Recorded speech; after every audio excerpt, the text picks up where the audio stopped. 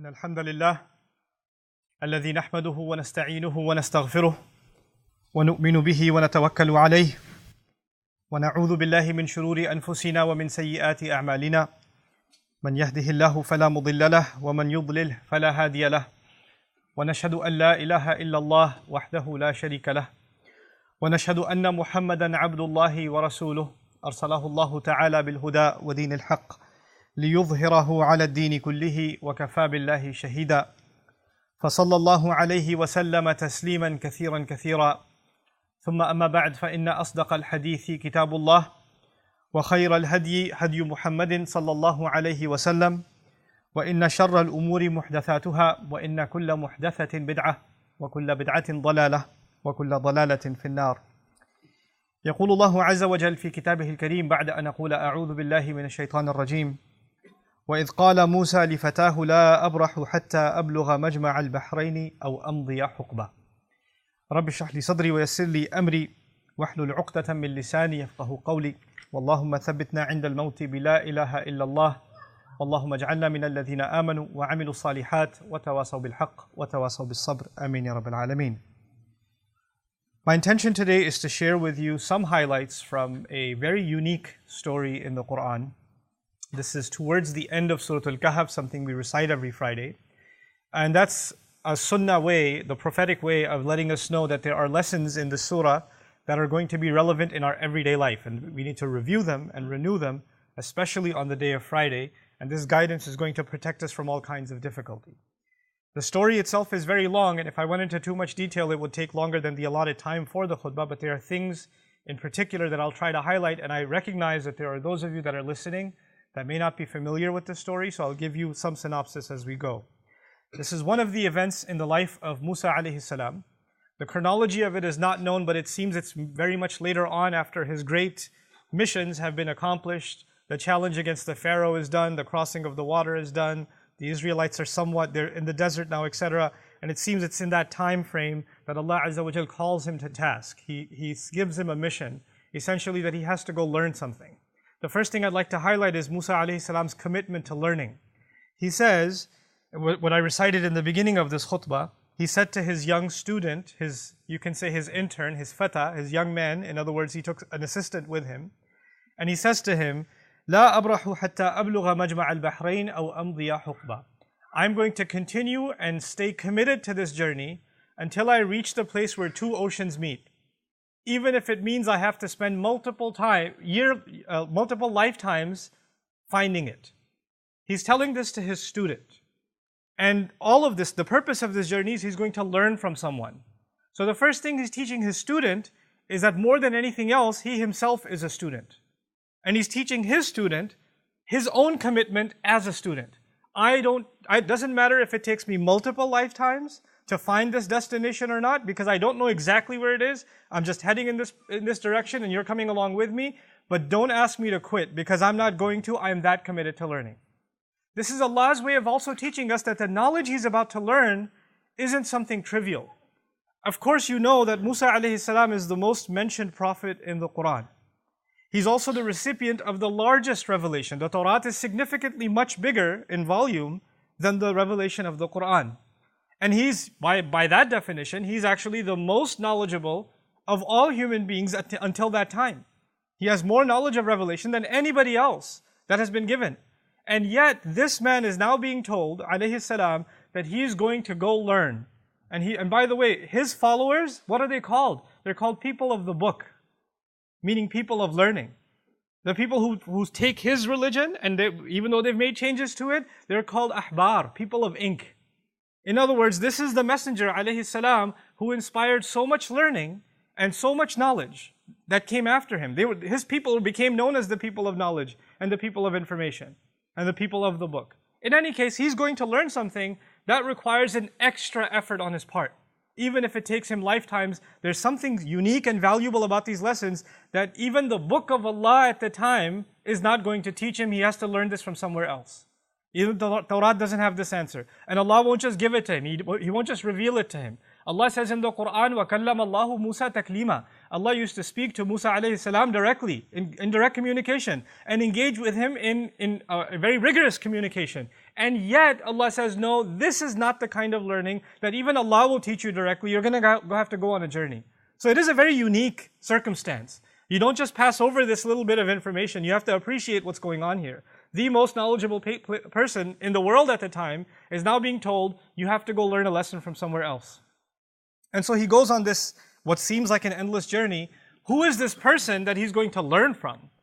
What are his credentials? I mean, if Musa alayhi salam is the most mentioned prophet in the Quran, is going to become a student of someone, we must really learn his name and acknowledge him. So now when we get to that, Allah Azza wa Jal, all He says is, فَوَجَدَ عَبْدًا مِنْ عِبَادِنَا. They found one of our servants. Literally, the Quran describes this teacher of Musa alayhi salam as one of our servants. I know that in our narrations and some of the opinions, we find his name to be Khadir or Khidr, it's pronounced differently. Quran deliberately does not mention his name. You would think this is a very important individual, and there's even an argument whether it's human or angel. It's not an issue in the Quran. The Quran didn't ask that question. We don't have to ask that question. The Quran gave us one bit of information about him. He was one of our slaves. What does that do? That actually teaches us something profound about those who reach the heights of knowledge. They are nothing more than a slave of Allah. Their titles, their credentials are insignificant before Allah. He's a mysterious figure that Musa alayhi salam just knows, this is the person I have to learn from. And it's really interesting also, Musa alayhi salam does not ask him his credentials and say, so I'm supposed to learn from you? I mean, where did you graduate from? What revelation do you get? Well, who are you supposed to be?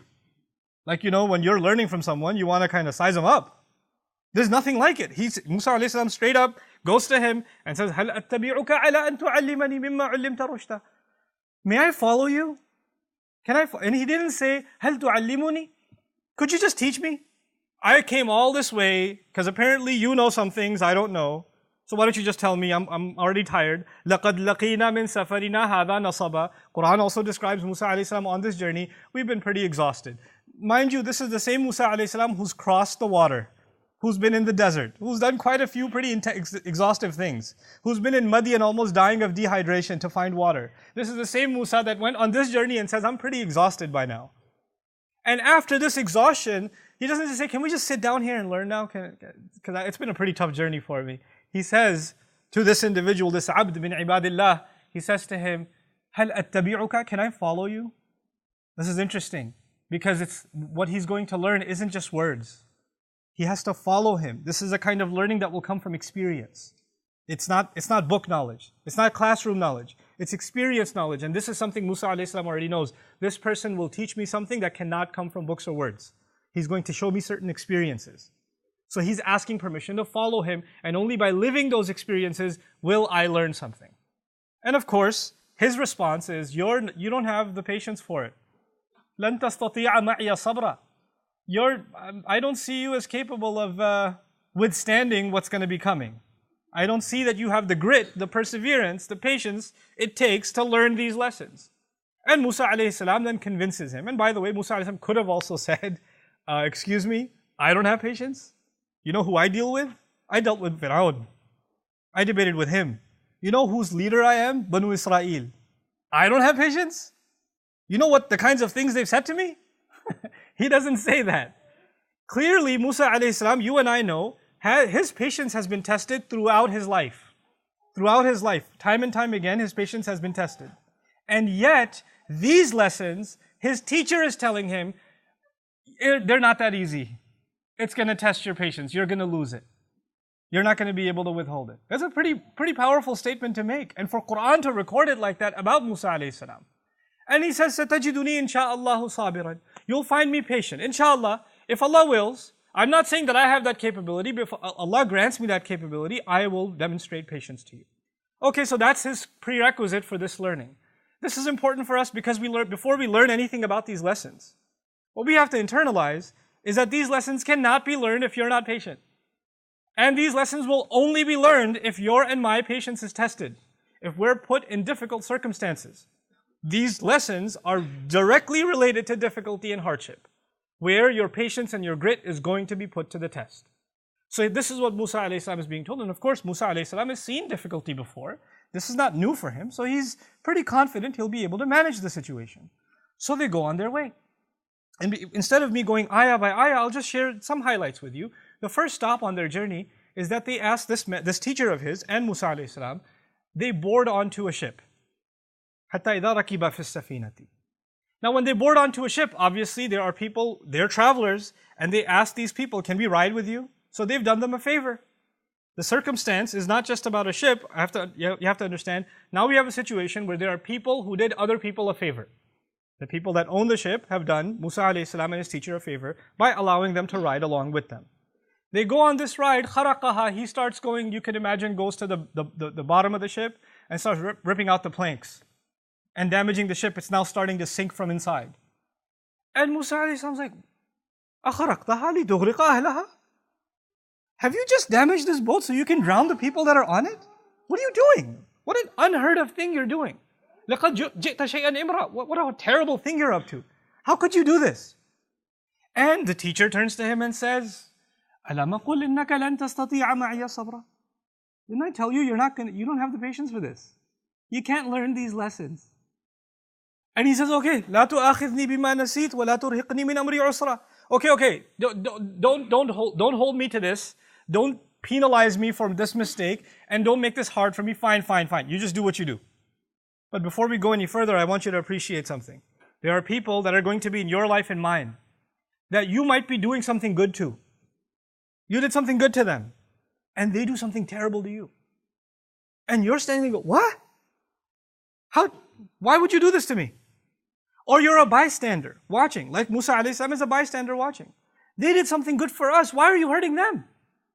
The last person you should be hurting is the one who did good to you. You know, like the poet says, أُعَلِّمُهُ الرِّمَايَةَ كُلَّ يَوْمٍ فَلَمَّا اسْتَدَّ سَاعِدُهُ رَمَانِي. I taught him how to do archery every day, and when his shot got really good, he shot me. You know, this idea is so weird. I was helping you. I did so much for you. How could you turn around and do this to me? This is what Musa alayhi salam is shocked about. Anyway, this is the first lesson. They go on. He doesn't know what the lesson is yet. He's still got questions in his head. Why did this happen? You don't have the patience. Let's keep going. Time for lesson number 2. And they go on to lesson number 2, and they see this kid. They don't know who this child is. And he just kills the kid. This man kills a child. This child has done nothing to you. He's committed no crime. They don't even know him. Musa alayhi salam is in absolute shock. By the way, this is the kind of person, Musa alayhi salam is the kind of individual that when a person was being beat up, he intervened. You remember earlier on in his life. Somebody was being beat up and he intervened and said, رَجُلَيْنِ يَقْتَتِلَانِ. And he went up and he punched the guy. Stopped it from happening. Now he's seen a child be killed. The shock and anger and frustration of Musa alayhi salam. أَقَتَلْتَ نَفْسًا زَكِيَّةً بِغَيْرِ نَفْسٍ. Are you serious? Have you killed a pure, innocent soul without it having, or this child having committed any crime? What kind of unheard evil have you just committed? لَقَدْ جِئْتَ شَيْئًا نُكْرًا. And the teacher turns to him again with this corpse of a child in front of him and says, أَلَمْ أَقُلْ لَكَ إِنَّكَ لَن تَسْتَطِيعَ مَعِيَ صَبْرًا. Didn't I say to you, you're not going to have the patience for this. You can't handle this. قَالَ إِن سَأَلْتُكَ عَنْ شَيْءٍ بَعْدَهَا فَلَا تُصَاحِبْنِي. Okay, he said, fine, if I ask you anything else, then okay, you don't have to accompany me. I got it. Okay? قَدْ بَلَغْتَ مِن لَدُنِّي عُذْرًا. From my end, I have no excuse. You have every reason to leave me. If I cross the line one more time, I've been disqualified. Now we've got 2 circumstances so far. One in which people did good to them, and apparently they did bad back. In the other, nobody did anything to you. You have nothing to do with this one. Why would you harm them? Why would you do something to them? And this is also something unfathomable for Musa alayhi salam. And then you get to the third circumstance. And فَوَجَدَ جِدَارًا يُرِيدُ أَن يَنْقَضَّ فَأَقَامَهُ. They went to some town, and فَأَبَوْا يُضَيِّفُوهُمَا. They refused, the people refused to be hospitable to them in the least bit. Hey, do you know where the well is? Maybe we drink some water. Shut the door in their face. Pushing them around. Nobody's offering them any help. You know? And they're clearly not welcome where they are. أَبَوْا يُضَيِّفُوهُمَا is, I don't know, as a kid I watched a lot of Western flicks. A guy walks into a salon and somebody's chewing on a straw just staring at him like there's about to be a gunfight or something. Like, they're not welcome here. What you doing here, stranger? That kind of thing. So when that happens, and they're not welcome, they're walking by and they see this monument type wall that's broken down and it's tipping over. Yuridu an yanqadda. It looks like it's going to tip over and damage the whole street. And his teacher says, yeah, we're going to work on this wall. We're going to fix this whole wall in the middle of town. People are cursing at them. People don't care for them. People are clearly letting them know, you better leave here. You better get out of here. And they're fixing the street in the middle. They're fixing this wall in the middle. And Musa alayhi salam's like, these people are terrible to us. And they won't even give us so much as a sip of water. We've been working and laboring here all day building this wall. If you wanted, you could have been paid for this work at least. Maybe we would have gotten a couple of dollars here and there, and maybe we would have eaten something. But that much, and he says, this is it. This is the time you and I part. هَذَا فِرَاقُ بَيْنِي وَبَيْنِكَ. It's interesting, the story began where two oceans meet, and it's ending where they part. You know, these two are now parting. And in a sense, they're all both also oceans of knowledge. Musa alayhi salam is the ocean of knowledge of revelation. And this teacher of his is the knowledge of this other kind of knowledge that doesn't come from books. But now they're parting. And so now he tells him the reasoning behind all three of these. There was a greater plan from Allah. And in this plan, those people whose ship was destroyed, actually their ship was about to be seized by the navy. The king was taking every ship to add to his navy. When they came by their ship, they saw the ship is damaged. They said, no good for the navy. They let it go. They're going to suffer damages. They're going to have to fix it up. But at least they still get to keep their livelihood. They can still earn a living. In the case of the child, only Allah could have known that down the road in the future, this child was going to be a criminal, tyrannical to his parents. And Allah gave that child an outlet to Jannah, and Allah allowed his parents also relief of great calamity that was coming their way. Nobody could have known that except Allah. In the case of this wall, Allah was looking out for two orphans in that town that was so mean to them, whose father left a great deal of money behind, and that money was buried under that wall. If that wall tipped over, people would have seen that treasure. They would have, the kind of people they are, we know what kind of people they are, those kids wouldn't have seen a penny of it. That would have been eaten up by somebody else. And Allah wanted that those kids grow up one day and are strong enough to protect their assets, and then they dig up what is theirs. This was Allah's plan. But in all of this, none of this makes any logical sense. I mean, unless you know Allah's plan, you're not going to know the logic behind something terrible that happens. What I'm getting at is sometimes you're going to do good for people and you're not going to get compensated like that wall. Sometimes people are going to do terrible things to you. You haven't done anything to them. Sometimes you've done good for them and they only do horrible things to you or somebody else. You see these things around you. And when this happens, your patience is going to be tested. How can they get away with this? How can they do this to me? Why would they do this? I want to give you one more place in the Quran, which is also in a sense related to the people of Musa alayhi salam in Surah Al-Isra. Very interesting language. You know, the Israelites, when they were established and when they finally became an independent nation, eventually Allah Azza wa Jal actually in the history of the Jews, in the history of the Israelites, they were ransacked and invaded by foreign nations multiple times. And Allah mentions two major invasions in Surah Al-Isra. But the way He mentions it, understand that the Israelites, the Jewish community of the time, we consider them the Muslims of that time. You have to understand what that means. They were the Muslims of that time. That was the Ummah. And they lived in a town, and then non-Muslims came, non-believers came, and invaded them. فَجَاسُوا خِلَالَ الدِّيَارِ. They broke into every home. You don't have to go further. When you describe soldiers breaking inside homes, then you know what happens next. That doesn't have to be spelled out. Everybody can know. Anybody who understands war knows. When militaries go into civilian towns, all unnamed kinds of atrocities take place. But that army that came in, you know what Allah called them? He says, بَعَثْنَا عَلَيْكُمْ عِبَادًا لَنَا أُولِي بَأْسٍ شَدِيدٍ. We appointed over you, meaning we sent to invade over you, servants of ours. The strangest phrase. Those people were disbelievers, enemies of Allah, pagans, attacking Muslims, and what did Allah call them? His servants. Sometimes people that do terrible, terrible things, they don't even know that they're serving a larger plan from Allah. They don't even know it. They don't even know that even in their rebellion against Allah, they are actually at Allah's service. They don't even know. The believers might not understand why this is happening to them. They don't see the future script. They don't have that curtain lifted from Allah, like in the case of the teacher of Musa, who said, look, this is going to test your patience because you don't know what's behind the scenes. All you see is what's happening in front of you. You don't know what's going on, in the background. This is alimul ghaibi wa shahada. Allah knows the unseen and the seen. We only get to see what's in front. And when we see what's in front, we go crazy. We lose patience. We say, how can they do this? How did Allah let this happen? You know those parents who lost their child are not going to say, oh yeah, I guess he was going to get older and be a big pain. They're not going to say that. They're going to say, how did Allah let this happen? Why did my child have to die? And those same parents, if that child lived 20 years later, I wish you died when you were young. The kind of pain you've caused us. Those same parents will say those words. But Allah knew. They don't know. Wallahu ya'lamu wa antum la ta'lamun. Allah knows and you don't know. Allah has knowledge and you don't have knowledge.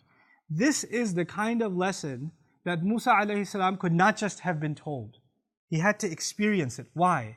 Because you can read about patience. You can learn about it. You can listen to a khutbah about it.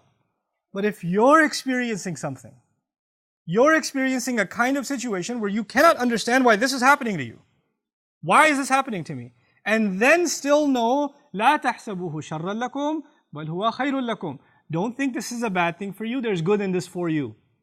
There's good in it for you. If you can internalize that, then you've learned one of the most important lessons in the Quran. One of those lessons that could not have been learned easily even by the likes of Musa alayhi salam. And if it's not easy for you and me to internalize that lesson right away, that's okay. It wasn't even easy for Musa alayhi salam. We're not being expected to turn into angels. We're not being expected to not be frustrated, to not be angry, to not lose patience. That's not the expectation from Allah. As a matter of fact, even someone of that status, of Musa alayhi salam, from ulul azmi min ar-rusul, if he can multiple times be told, look, you're losing your patience, told you you're not going to be able to handle it, then who are we? We are going to go through those circumstances. But this story and this guidance is going to remind us that we have to take a step back sometimes and just look at Allah's plan and say, I submit to it. There is something good in it, in this life and in the next. And you know what? I'm going to accept that. And this is the lesson that Musa alayhi salam had to be given.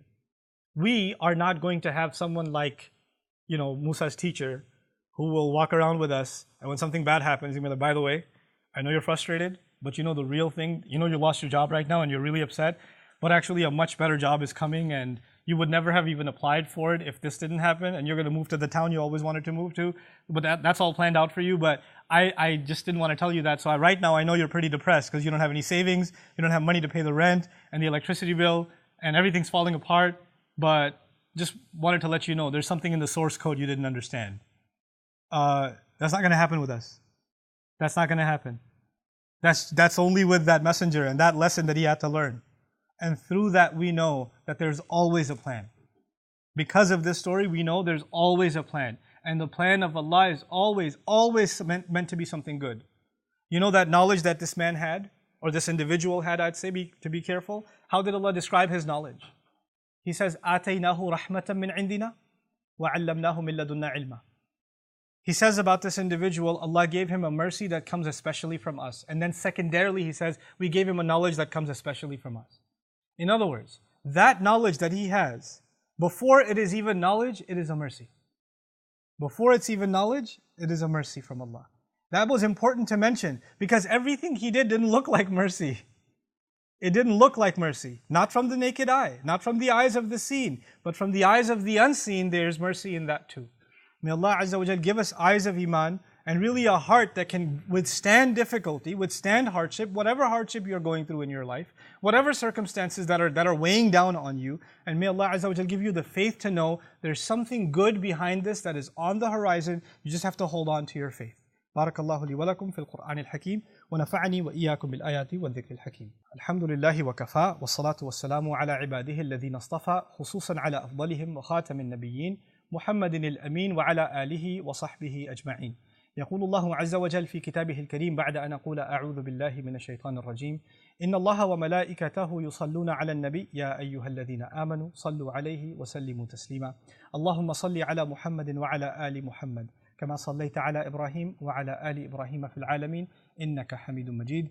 اللهم بارك على محمد وعلى آل محمد كما باركت على إبراهيم وعلى آل إبراهيم في العالمين إنك حميد مجيد. عباد الله رحمكم الله، اتقوا الله، إن الله يأمر بالعدل والإحسان وإيتاء ذي القربى وينهى عن الفحشاء والمنكر ولذكر الله أكبر والله يعلم ما تصنعون. أقم الصلاة إن الصلاة كانت على المؤمنين كتابا موقوتا.